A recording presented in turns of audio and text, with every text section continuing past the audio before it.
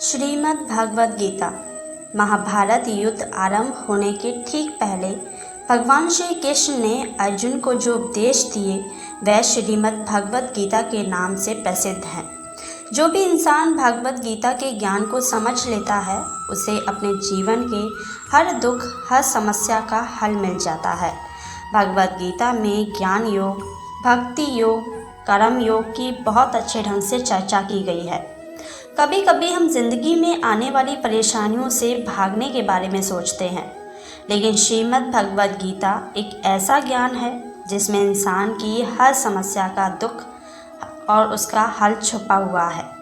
अगर आप भी अपनी ज़िंदगी में किसी दुविधा में फंसे हैं जहां से आपको कोई रास्ता नज़र नहीं आ रहा, तो इस वीडियो में भगवद गीता के 11 श्लोक समझाए गए हैं, जिन्हें अगर आप ध्यान से सुनते हैं और अपने जीवन में अपना लेते हैं तो आपकी हर समस्या का समाधान आपको मिल जाएगा। और ये श्लोक आपको आपके जीवन में सफलता हासिल करने में भी मदद करते हैं। तो चलिए वीडियो को शुरू करते हैं और जानते हैं उन 11 श्लोकों के बारे में। श्रीमद् भागवत गीता के पहले श्लोक में श्री कृष्ण कहते हैं, खुद पर विश्वास रखें। जब तक आपको खुद पर विश्वास नहीं होगा, कोई और आप पर विश्वास नहीं करेगा। ज़िंदगी में सफल होने के लिए हमेशा मेहनत करें और उसे हासिल करने के लिए हमेशा खुद पर विश्वास रखें, क्योंकि आप जितनी मेहनत करोगे उतनी ही जल्दी आपकी सफलता भी मिलेगी। आप अगर खुद पर विश्वास रखते हैं तो इस दुनिया में कुछ भी असंभव नहीं है, और अगर आपका खुद पर विश्वास नहीं है तो आप कभी कुछ भी हासिल नहीं कर सकते। आप खुद पर विश्वास करके अपनी ज़िंदगी में वो सब हासिल कर सकते हैं जो आप करना चाहते हैं, और आपकी ज़िंदगी में भी बदलाव आते हैं।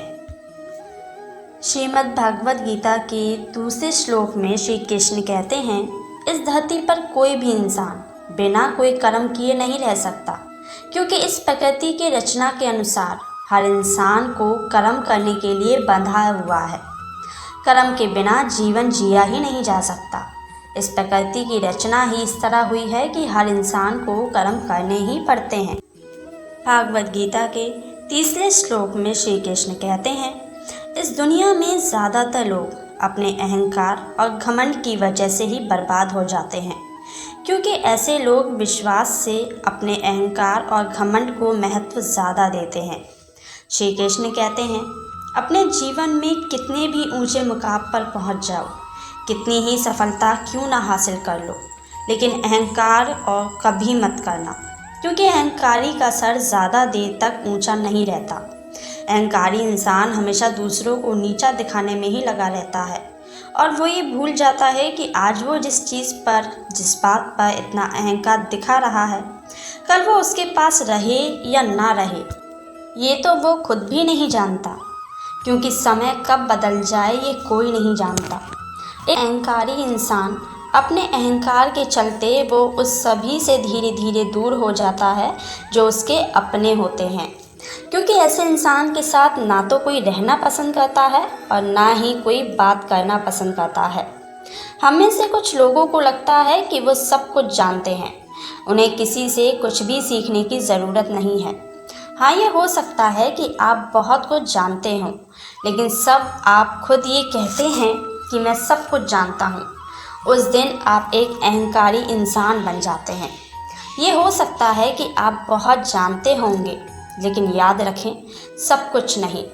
अपने अहंकार को कभी अपने दिमाग पर न चढ़ने दें, क्योंकि जितनी जल्दी आपने सफलता की सीढ़ियाँ चढ़ी हैं, वहीं से नीचे उतरने में आपको देर नहीं लगेगी। भागवत गीता के चौथे श्लोक में श्री कृष्ण कहते हैं, बदलाव ही जीवन का नाम है, इसलिए हमें कभी भी बदलाव से नहीं घबराना चाहिए।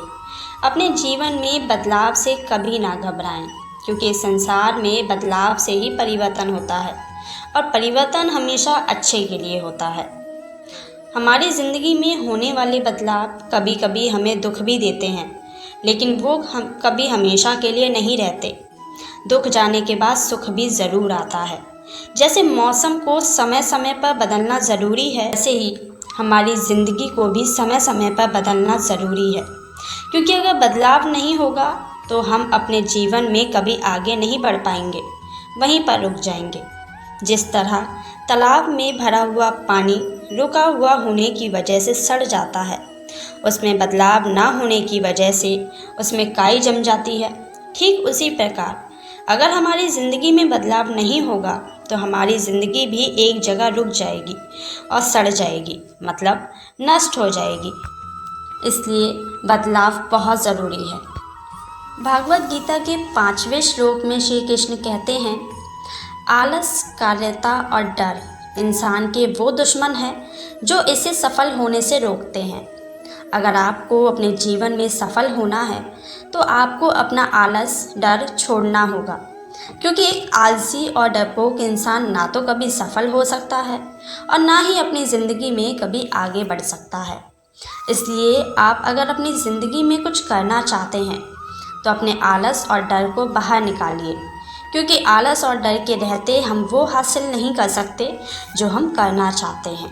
भागवत गीता के 6ठे श्लोक में श्री कृष्ण कहते हैं, हमारे जीवन, हमारा भविष्य हमारे देखने का नज़रिया तय करता है कि किस इंसान को, उसकी बातों को हम किस नज़रिए से देखते हैं।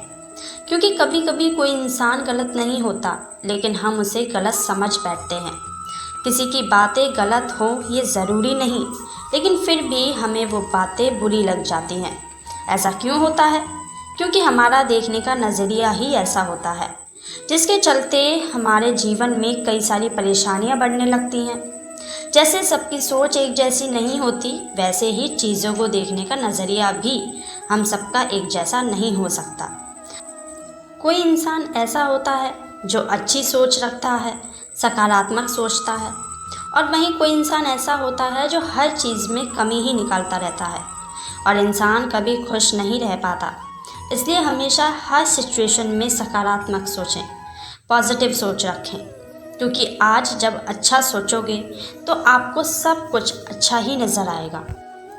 भागवत गीता के 7वें श्लोक में श्री कृष्ण कहते हैं कि एक ही कर्म किसी इंसान के लिए पुण्य बन जाता है तो वही कर्म किसी दूसरे इंसान के लिए पाप बन जाता है। क्योंकि इंसान जो कर्म करता है वो पाप है या पुण्य, ये उसके कर्म को देखकर नहीं कहा जा सकता, बल्कि इंसान जिस भावना से कर्म करता है वही उसके पाप और पुण्य का फैसला करते हैं।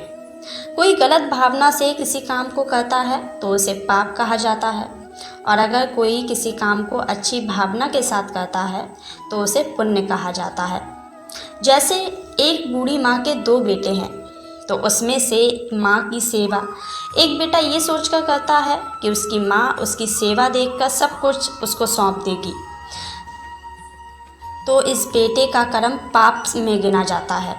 और वहीं दूसरा बेटा ये सोचकर सेवा करता है कि ये तो मेरी माँ है, इसकी सेवा करना मेरा कर्म है, मेरा फ़र्ज़ है, तो इस बेटे का कर्म पुण्य में गिना जाता है। काम दोनों एक ही करते हैं, लेकिन भावना दोनों की अलग है। एक के लिए स्वार्थ है तो दूसरे के लिए फ़र्ज़। यही कर्म होता है, पाप और पुण्य में यही अंतर होता है। भागवत गीता के 8वें श्लोक में श्री कृष्ण कहते हैं, आधे से ज़्यादा इंसान अपनी ज़िंदगी में इसलिए भी सफल नहीं होते क्योंकि वो सही समय का इंतज़ार करते रहते हैं और कहते रहते हैं कि मेरे इस काम के लिए अभी ये सही समय नहीं है, और ये सोचकर अपना काम शुरू ही नहीं करते और हमेशा सही समय का इंतज़ार ही करते रहते हैं। इसलिए कभी अपनी ज़िंदगी में कुछ कर ही नहीं पाते। श्री कृष्ण कहते हैं, सफलता आपकी मेहनत लाती है, समय नहीं। अगर आपको कुछ करना है तो उसे जब आप उस काम के लिए तैयार हों तभी शुरू कर लें, क्योंकि जब काम शुरू ही नहीं करोगे तो सफलता किस में हासिल होगी। किसी काम को करने कभी सही समय नहीं आता, बस आप जब उस काम को करने का मन बना लें वही उसके लिए सही समय है।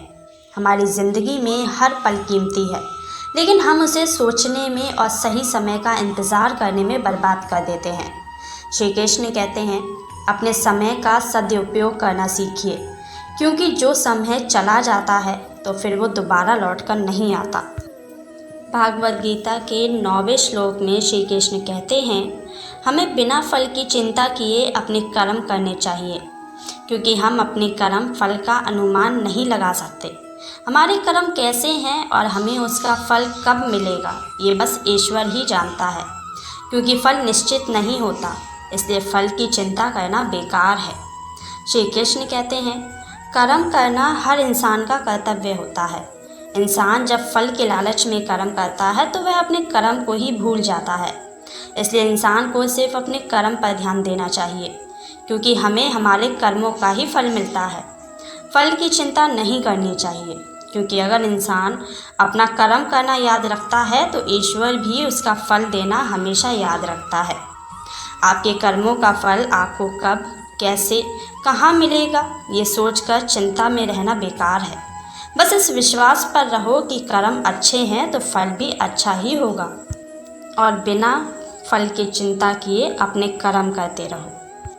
भागवत गीता के 10वें श्लोक में श्री कृष्ण कहते हैं कि इंसान का जीवन अनमोल है, इस बात से कोई इनकार तो नहीं करता, पर यह भी एक परेशानी है कि हमें ईश्वर की दी इस जिंदगी को, इस शरीर को उतना महत्व नहीं देते जितना महत्व हमें देना चाहिए।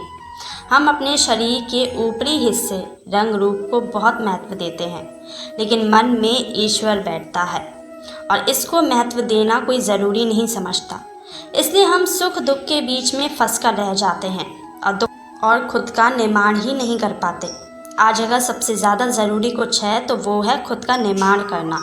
ईश्वर ने हमें श्रेष्ठ बनाया है, लेकिन हमें अपने मन, कर्म, वचन से भी खुद को श्रेष्ठ बनाना होगा। जितना ध्यान हम अपनी सुंदरता, रूप, रंग का करते हैं, उतना ध्यान हमें अपने ईश्वर रूपी मन पर भी देना चाहिए। उसके लिए हमें सिर्फ अच्छाइयों से, सकारात्मक सोच पर ध्यान देना होगा। हमें औरों के साथ साथ अपने अच्छे गुणों पर भी ध्यान देना होगा। हमारे अंदर ईश्वर ने सभी अच्छे गुण दिए हैं, बस हमें उन्हें पहचानना होगा, क्योंकि उनका सही प्रयोग करके हम अपना निर्माण कर सकते हैं। जब हम अपना निर्माण कर लेते हैं, मन से अच्छे हो जाते हैं, तो हमें हमारे आसपास के सभी लोग अच्छे लगने लगते हैं। हमारी ज़िंदगी शांति और खुशी से भरी हुई लगती है। याद रखिए, आपकी पहचान आप नहीं बल्कि आपका स्वभाव होता है। जब आप मन से अच्छे हो जाते हैं, अच्छे विचार रखते हैं, तो सभी आपसे खुश रहते हैं और सही मायने में आपका निर्माण भी होता है। भागवत गीता के 11वें श्लोक में श्री कृष्ण कहते हैं, इंसान का जन्म इस पृथ्वी पर खाली हाथ होता है। उसके तन पर कपड़े भी नहीं होते और मरने के बाद भी खाली हाथ अकेले ही जाता है। लेकिन जब तक इस पृथ्वी पर जीता है, पैसों के पीछे, न जाने कितनी चीज़ों के पीछे भागता रहता है। पैसों के लिए लोगों के साथ बेईमानी करता है, अपनों को नुकसान पहुंचाता है, दिन रात मेहनत भी करता है, लेकिन फिर भी मरते टाइम कुछ भी अपने साथ नहीं ले जा पाता। तो फिर लोभ और लालच किस बात का? ये हमारे सभी के जीवन की बहुत बड़ी सीख है। अपनी ज़िंदगी से लोभ और लालच को हटाओ, अपनी ज़िंदगी में खुश रहने की कोशिश करो, क्योंकि लालच ही हमारी ज़िंदगी को बर्बाद कर देता है। जब हम खाली हाथ आए हैं और हमें खाली हाथ ही जाना है, तो फिर किस चीज़ का लालच लेकर रखना? क्यों लोगों से बैर रखना? क्यों किसी का बुरा सोचना और किसी के साथ बुरा करना? बस खुश रहो और खुश रखो। तो फ्रेंड्स, इस वीडियो में बस इतना ही। वीडियो कैसा लगा मुझे कमेंट करके ज़रूर बताइए। अगर वीडियो पसंद आई हो तो इसे लाइक शेयर ज़रूर कर लें और ऐसे ही वीडियो देखने के लिए मेरे चैनल को सब्सक्राइब कर लें। मिलते हैं नेक्स्ट वीडियो में नेक्स्ट टॉपिक के साथ। Thank you for